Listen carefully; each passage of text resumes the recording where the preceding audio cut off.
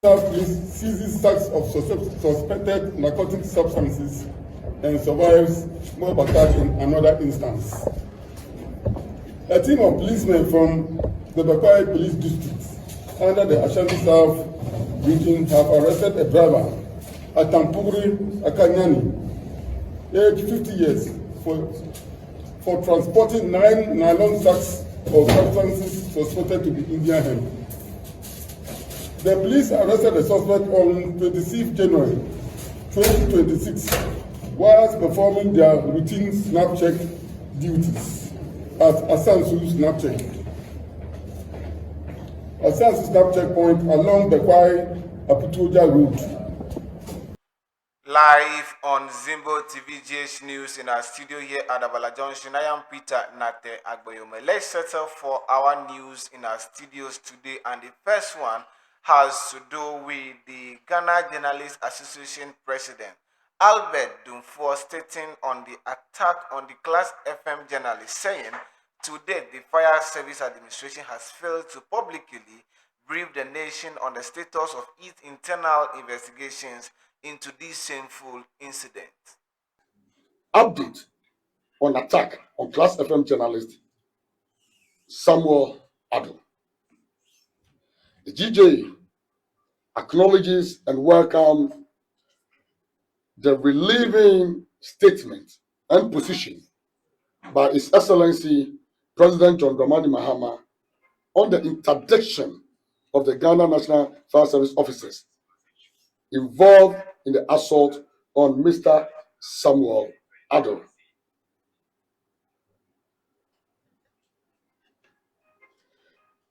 This statement was made during his working visit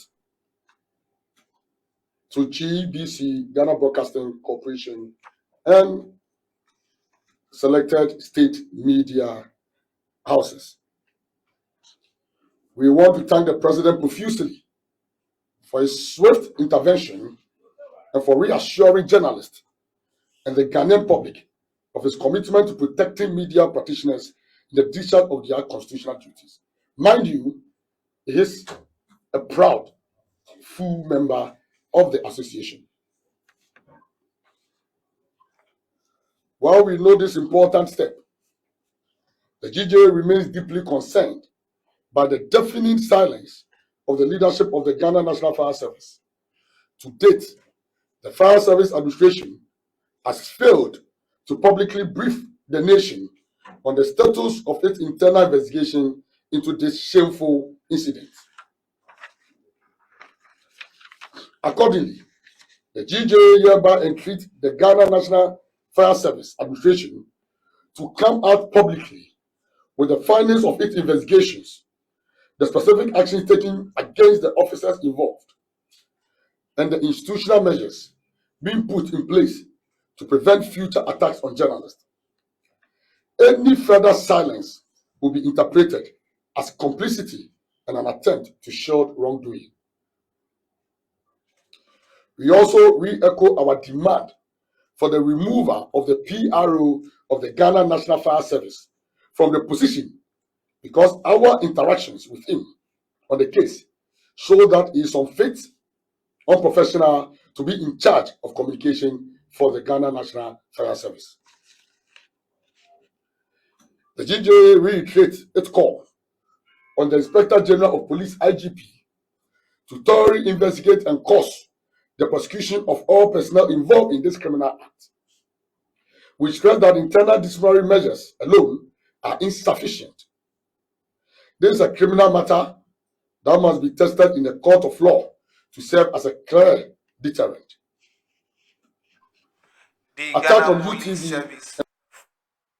The Ghana Police Service, following an intelligence-led police operations, arrested 4 suspected members of an armed robbery syndicate, terrorism of parts of the Ashanti region. The suspects were picked on January 21, 2026 in a joint operation between the Ashanti Regional Police Command and the police headquarters in connection with a robbery at Kunsum on December 7, 2025.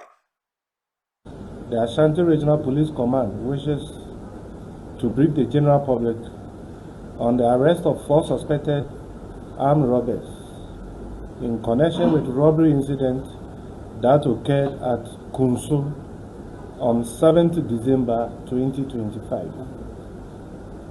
On 21st January 2026, at about 22:00 hours, personnel of the Regional Anti-Armed Robbery Unit in Kumasi, in collaboration with officers from Surveillance Unit of National Operations Directorate, Police Headquarters, Accra, acting on intelligence, arrested 4 suspected armed robbers at Kunsum in Ashanti Region. The suspects are Yaya Seidu, alias Diamond, age 34, Ata Israel, alias Abodie, also known as Stone, age 32, Victor Jan, alias City Boy, age 26, and Stanley Riafe Akenten, alias Figo, age 30.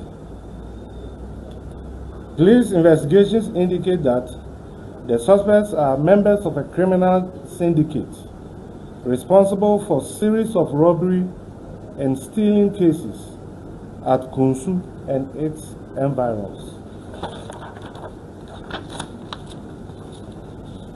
A search conducted in the room of suspect Yaya Seidu, alias Diamond, at Kunsum led to the retrieval of the following exhibits: 2 pump action guns, namely 1 paddle shotgun belonging to the complainant, Asari Kingsley, and 1 Adler shotgun alleged to belong to one of the suspects. 3 cutlasses, and you can find them here. 5 mobile phones, including Samsung mobile phone belonging to the complainant. 22 BB cartridges, and cash in the sum of 5,400 Ghana cedis. Let's still stay in the Ashanti region, where the Ashanti South Police Command intercepted 714 slabs of suspected Indian hemp during a routine check at Asano checkpoint. A 50-year-old driver at Tumpugri, Akanyani, was arrested after revealing he was transporting the drugs for a fee of 600 cedis. DCOP Joseph Homod Nyaba reaffirms the police commitment to fighting drug trafficking and crime in the Ashanti region. Ashanti South Police seizes sacks of suspected narcotic substances and survives mob attack in another instance. A team of policemen from the Bakwai Police District under the Ashanti South Region have arrested a driver at Tampugri Akanyani, age 50 years, for transporting 9 nylon sacks of substances suspected to be Indian hemp. The police arrested the suspect on 26 January 2026 whilst performing their routine snap check duties at Asansu snap check. Asansu snap checkpoint along the Kwai Aputoja Road. At about 7:30 p.m. on the aforementioned date, the team intercepted a Sprinter Mercedes-Benz with registration number AC 718-25 carrying the substance stashed in nylon sacks. A search conducted on the bus revealed 9 nylon bags full of 714 slabs of compressed dry leaves suspected to be Indian hemp. When questioned about the source and destination of the goods, the suspect driver told police that it was given to him by an unknown person around Kedetia Lorry Station to be delivered to another unknown person at Obuasi at the cost of 600 Ghana cedis. Meanwhile, the exhibit dry leaves are retained and the vehicle impounded by the police for further investigations. Furthermore, the suspect driver would be put before court this morning for necessary action.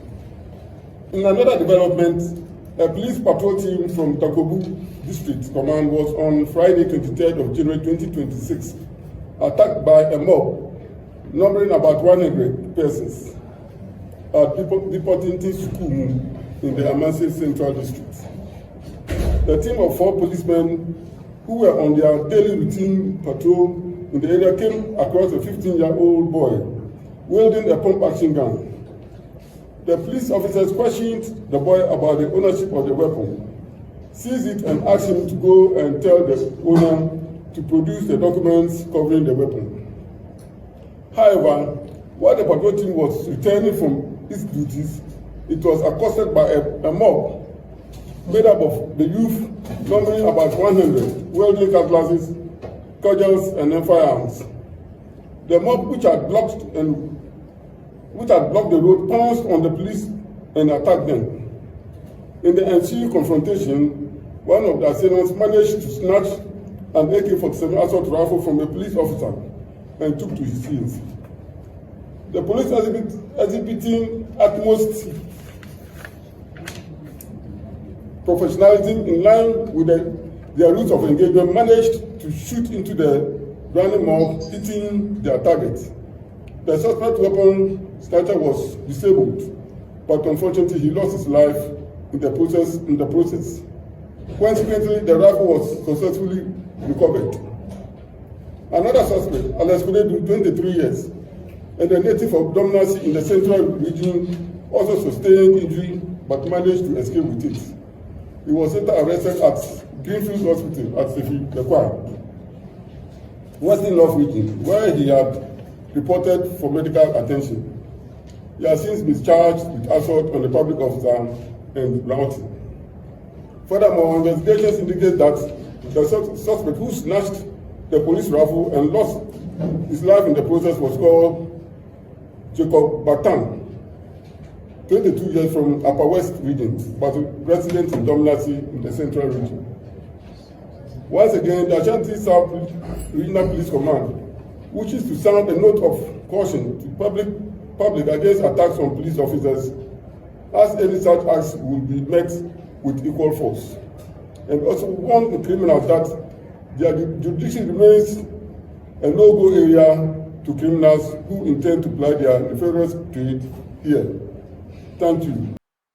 Away from the Ghana Police Service and criminal-related issues, let's take you to the seat of the presidency, where the Vice President, Professor Jane Nana Opoku Ajiman, has called for child-centered policies to be prioritized in Ghana's development planning.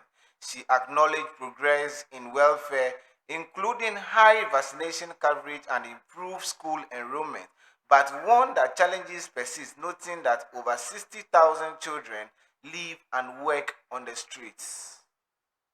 Distinguished guests, planning for the health, education, and protection of our children and young people should always be at the heart of our development strategy. We have made notable gains in improving children's welfare. Ghana has achieved 95% to 97% coverage for the key vaccinations for the first year of life. That's good, but we need to be interested in the 3% that are not in. 3% is still high. In 2025, Ghana fully met its co-financing obligation, showing a commitment to immunization sustainability and saving millions of children from easily preventable diseases. Disparities between urban and rural areas have narrowed over the last 3 decades. School enrollment and completion rates are encouraging, especially from the KG to the JHS levels. Child marriages and unions have declined in some recent parts of the country in recent years. But, ladies and gentlemen, Despite these achievements, there are still obstacles to meeting child-related sustainable development goals by 2030, which is just 4 years ahead of us. There are over 60,000 children living and working on the streets in our country, mainly in the urban centers. Many of our children are not registered at birth. Many more remain deprived in terms of health, education, nutrition, water, sanitation, housing, and protection. Child poverty undermines health and learning and increases exposure to violence and exploitation. These challenges threaten our demographic dividends and aspirations, of course, for inclusive growth. If we fail our children today, we fail ourselves and Ghana tomorrow. Vice President Jane Nana Opoku Ajema ending our news bulletin. I am Peter Nate Agboyoma.